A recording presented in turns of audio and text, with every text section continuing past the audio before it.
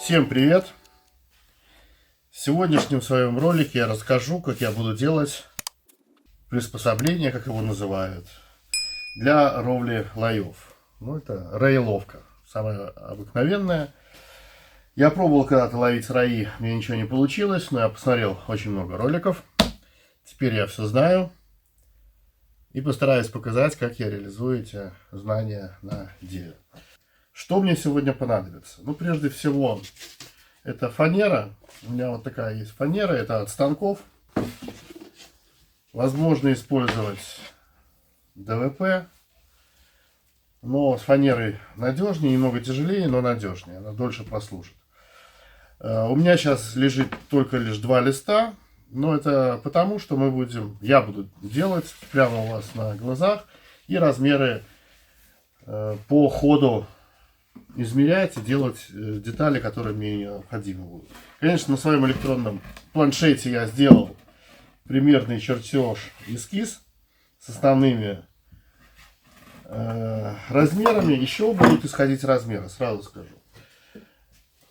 Имеется либо 300-я рамка, либо 145-я, которая в 2 раза меньше 300-й.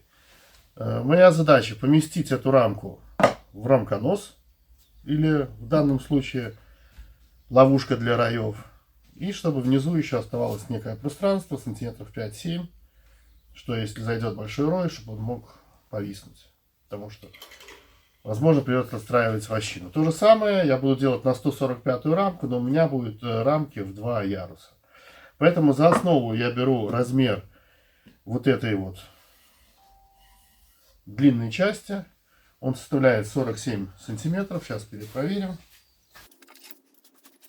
Да, 47 сантиметров. То есть у меня должна войти рамка. Она должна повиснуть на какой-то опоре. И должны остаться еще зазоры по 5 миллиметров. То есть к 47 я прибавляю 1 сантиметр. И из этого у меня исходит первый размер. Это 480, если видно. То есть это у меня боковая стенка будет. То есть рамка должна здесь поместиться свободно. Ее можно достать и поставить. 48, понятно почему. Следующий размер у меня здесь высоты 400. С чего я исхожу? От верха до нижнего бруска 30 сантиметров, 300 миллиметров. Плюс еще висит рамочка. Сантиметр. У меня будет висеть 2 рамочки.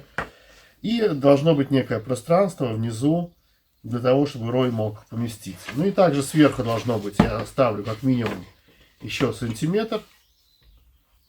Ну, чтобы было некое сверху пространство, возможно, это повлияет на крышку. Но все по порядку. Итак, 2 детали. 480 на 400. Фанера. Ну, не самого лучшего сорта. Впервые буду работать на импортной фанере. Это, скорее всего, Китай чистый. Потому что станок приходил вот в такой упаковке. Ну, не уверен я, что здесь 6 миллиметров. Здесь размеры играют от угла к углу. Ну, примерно около 6. Потом мне понадобится, ну, в первую очередь, вот такие бруски 20 на 35. И длиной 480, то есть, ну, сам принцип буду показывать. То есть по длине нашей боковушки. Таких планок мне надо 4 штуки. Потому что у меня 2 боковушки на каждую планку. Ну и между ними будет перемычка. Соответственно, если здесь 400, по 35 миллиметров у меня планки. Значит, здесь должно остаться 33 сантиметра. 330 миллиметров. Сечение тоже 20 на 35. Все, безусловно, извините за каламбур, безусловно, условно, приблизительно, плюс-минус миллиметр, я думаю, не сыграет роли. Итак, давайте я начну, как говорится, с самого начала. Я беру 2 рейки и промажу их клеем. Кисточка, которая у меня уже, наверное, полгода, а то и более живет в этом пакете. Скоро придется ее заменить. Ну, наношу клей. Я считаю, что лучше все соединения, хоть это условно столярное, их лучше всегда проклеивать. Потому что на какой бы крепеж вы ни крепили, фанера может сгнить в месте крепления и разойтись. А клей, он будет держаться по всей площади и, возможно, сохранит конструкцию в самых неблагоприятных условиях. Промазываю клеем без фанатизма. Клей D3 у меня, ну, я думаю, что не имеет значения абсолютно никакого. D3, D4, хоть они будут стоять на улице, но смысл этой конструкции — поймать пчел, а не держать на себе воду. Так, дальше выбираю сторону, но она у меня немножко выгнута, фанерка, поэтому мне будет удобнее. Сейчас вложу. Вот так вот совмещаю. Можно прижать струбцинками, даже будет лучший вариант. Но я начну. Я совместил один угол, где мой любимый пневмостеплер.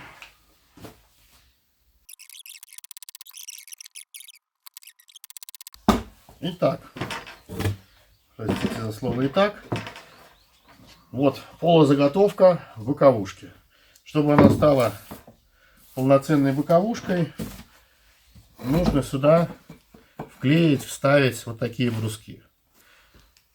Ну, здесь у меня сошлось математически, поэтому ничего подпиливать не надо, слава богу.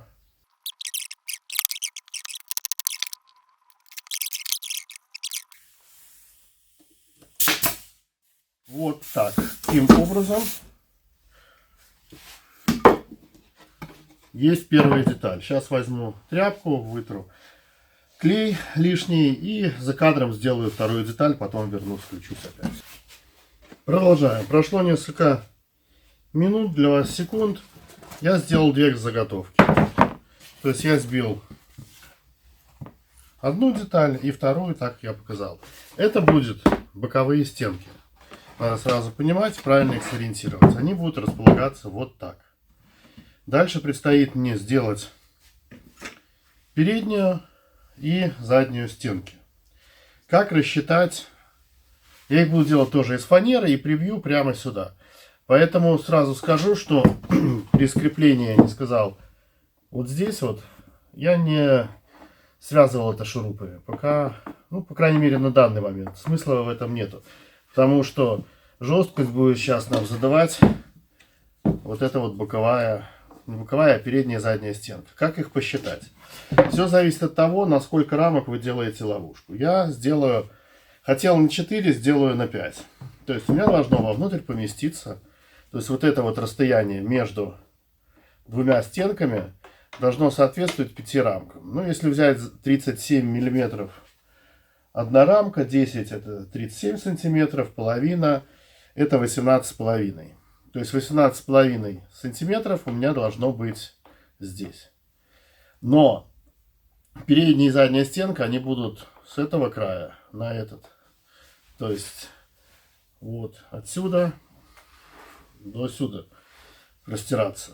Поэтому надо прибавить вот эти вот расстояния. Это известно у меня изначально 2 сантиметра. И это 2 сантиметра. То есть прибавляю 4 сантиметра. У меня получается 22,5. И плюс фанера. Условно она 6 миллиметров. Значит плюс 12. Это 23,5. Но она условно, скажем так, 6. Поэтому 24 сантиметра я сделаю сейчас две заготовки. Это будет передняя и задняя стенка. И высота, соответственно, она уже задана вот этим вот. Этой заготовкой, это 400 миллиметров. Сделаю и обратно вернусь.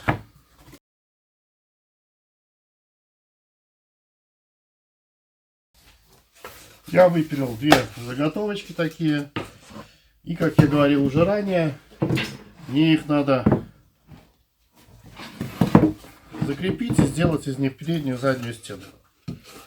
То есть выглядеть это будет вот так вот. Сейчас вся ровность этой ловушки зависит от того, как будет закреплена именно вот эта пластина. Но прежде чем сделать переднюю стенку, мне надо сделать литок. Я его сделаю, ну, примерно, скажем так, 15 сантиметров от низа и по центру. Сейчас займусь этим. Просто потом это будет намного сложнее. Сделаю его сейчас сверлом Фоснера. Вот для меня будет сейчас, наверное, самый простой вариант. Подложка. Нашел я сверло.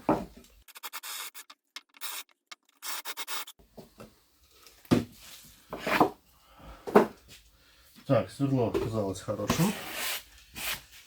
Так, я сделал отверстие для литка, но я сразу закреплю литок, вернее не закреплю, а намечу место под литок, чтобы потом это не делать все на весу.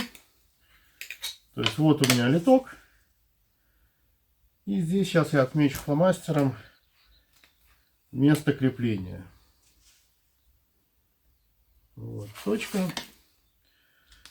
Я буду использовать сейчас 4-миллиметровые, но у меня длинные вот эти болтики. Я их потом обрежу, либо найду короткие. Традиционно для себя, с другой стороны, я закручиваю барашком.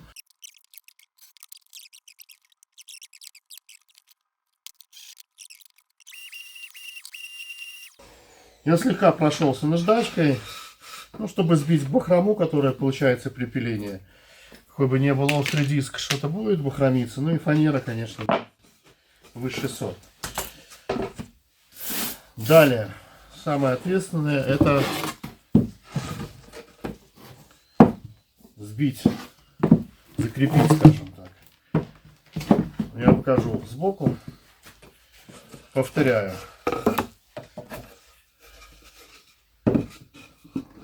Вот это вот, только главное не перепутать. Ровные поверхности вовнутрь. Потом и пчел вытрясать намного проще.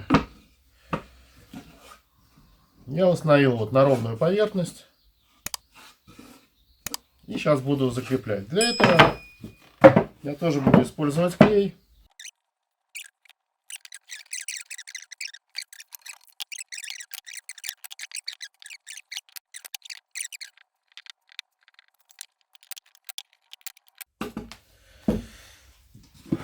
Итак, так. Ящик готов. Ну, каркас ящика готов. Можно, конечно, сейчас выверять углы, проверять диагонали. Ну, почему бы не проверить? Так, что у меня получилось? Так, здесь у меня 54,8, а здесь у меня 54,8.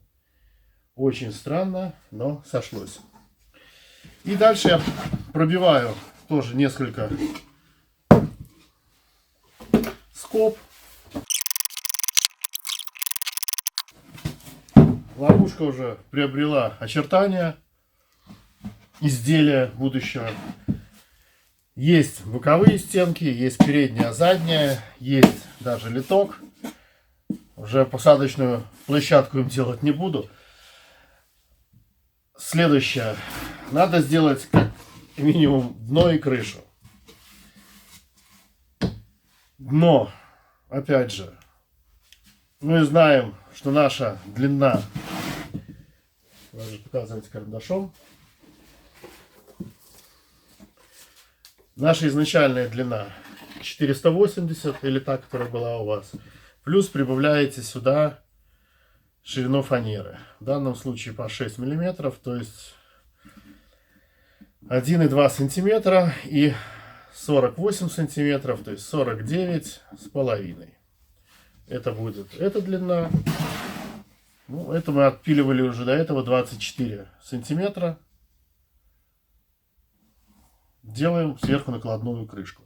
Почему я сегодня не сделал сначала заготовки, а потом быстренько все собрал, а делаю по очереди? Потому что намного удобнее. Мне сейчас вот распилить надо будет фанеру достаточно нестандартную. Вот так, ну, вы видели, я уже показывал. Чтобы задать сейчас длину, ширину, мне проще поставить это на пильный станок, зажать между пилой и направляющей и отпилить, как говорится, по месту. Именно столько, сколько мне надо. Поэтому сейчас немножко отвлекусь и пойду напилю 2 заготовочки.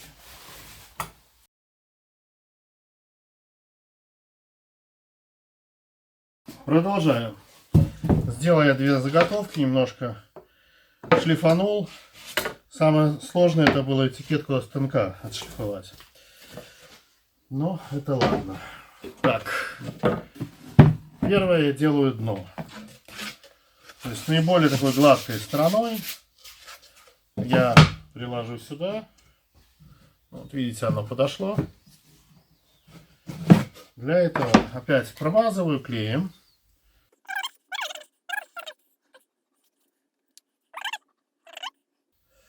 Фанера может не проклеиться, конечно, там, с точки зрения устойчивости этой конструкции. Здесь бы еще пробить тоже реечки, что было бы, наверное, неплохо. Но, с другой стороны, смысла в этом большом нету. Но, чтобы перестраховаться, правда, конструкция получится немного тяжелее, но, тем не менее, да, нам известна эта величина, это 18,5 сантиметров. Я сейчас быстренько выпилю 2 реечки.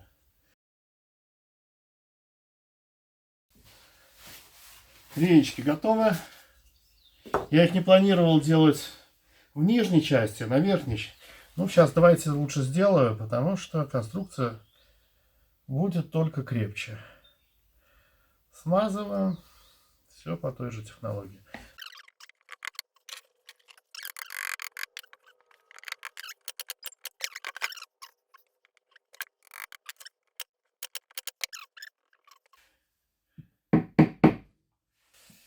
Хорошо. И сверху укладываю дно. Как бы странно это ни звучало.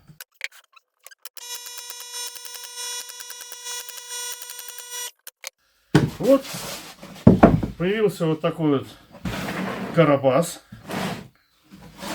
куда можно уже помещать пчел. Дальше все очень просто. Можно иметь такую вот крышку. И когда отнесли ловушку на 4 самореза, ее пришурупить. Но я не ищу легких путей. Поэтому я сделаю сейчас обвязку быстренько. Она будет чуть выше, крышка. Но я ее сделаю на 2 петельках. По-моему, у меня должны были быть петельки. И 2 крючочках, которые будут закрываться. То есть я смогу использовать это не только как ловушку раев, но и также как рамконос.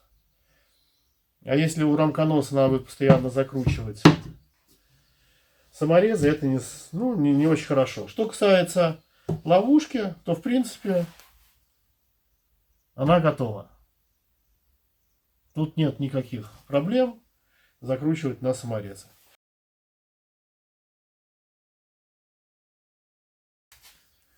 Прежде чем сделать перерыв на то, чтобы изготовить крышку, я вспомнил, что нету опор для того, чтобы можно было разместить рамку здесь. Сделать достаточно просто. Я отпилил быстренько на ширину. То есть, вот так вот входит сюда. Вот такие брусочки. 35 оставил, но здесь сделал не 20, здесь сделал 18. Ну, чуть меньше. Можно 1,5 сантиметра. Сейчас покажу, как я это буду здесь крепить. Сейчас схематично покажу, потому что надо будет перевернуть, не все будет видно. То есть я размещаю брусок, на котором будет висеть рамка. Размещаю брусок, ну, это где-то 1,8 у меня здесь. Вот так вот ровненько. Прижимаю к нему верхний брусок и степлером закрепляю. Для чего мне надо этих 1,8? Сами плечики рамки порядка сантиметра. Вот это вот. Ну и надрамочное пространство будет миллиметров 8. Ну, чтобы был такой маневр. Поэтому смазываю клеем и быстренько закрепляю.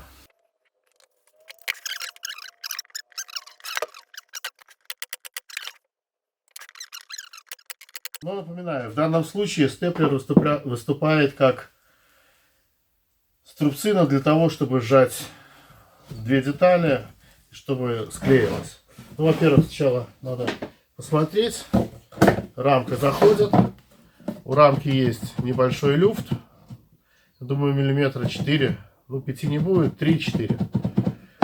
Есть люфт. Но когда сюда прилетит рой, а еще хороший килограмм на 5, а еще с собой меда принесет, то шпильки эти не выдержат. И в этом случае надо сделать, ну я сделаю так. Я на саморезе, зная вот высоту, где у меня вот, высота, где начинается у меня, вот здесь у меня начинается рейка, она 3,5 сантиметра. Вот здесь она крепится. То есть я знаю все размеры. И где-то примерно вот сюда вот я сначала засверлюсь и саморезиками закреплю планку. Это будет в любом случае намного лучше, чем ничего, чем просто оставить на шпильке.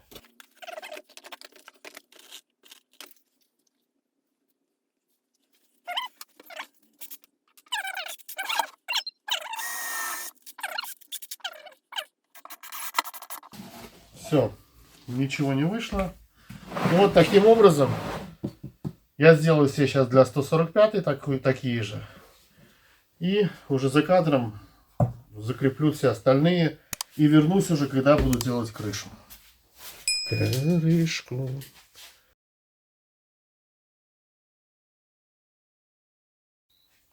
Продолжаю. За кадром я сделал крышку.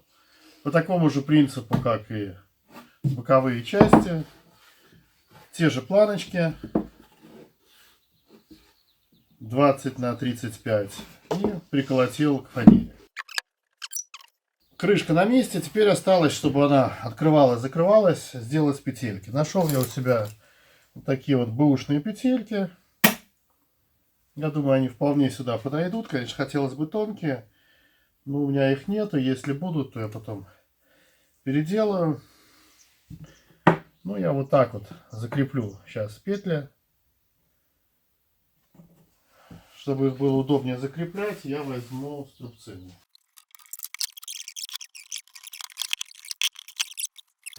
Располагаю две петельки вот в проектное положение, примерно где-то вот здесь, посередине шовчика.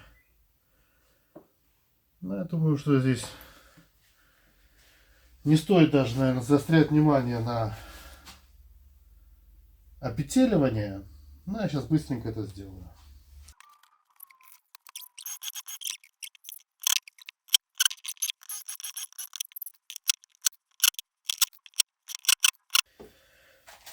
Прикрутил я петли, мог не засверливаться, потому что использовал саморез, у которого есть сверло. И дальше закрывашки. Два крючочка у меня есть, я когда-то много купил, я их всегда использую.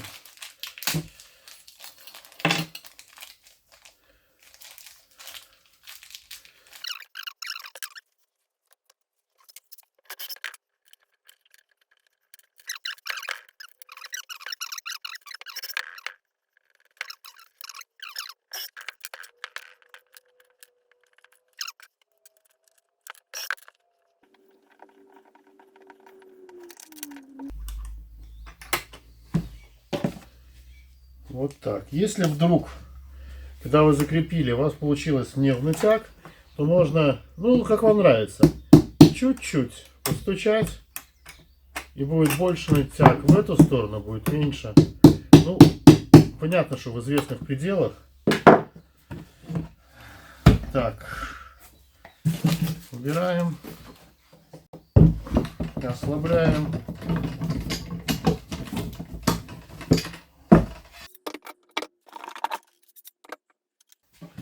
Как говорят жители одной из европейских стран, вуаля.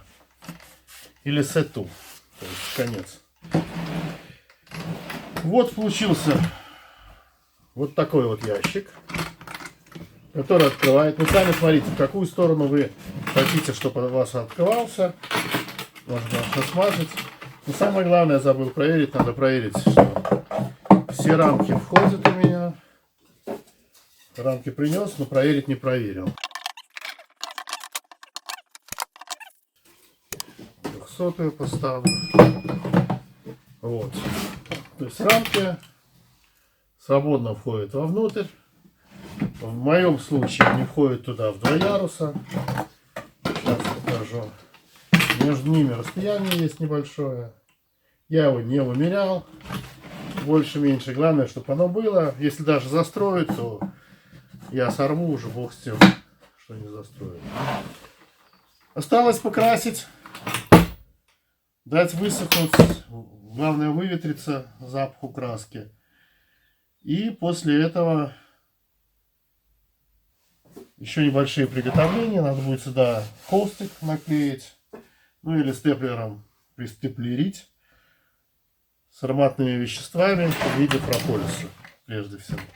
Как его сделать? Как я буду это делать? Я покажу в следующем ролике. Ну а сейчас буду с вами прощаться. Лайк, дизлайк.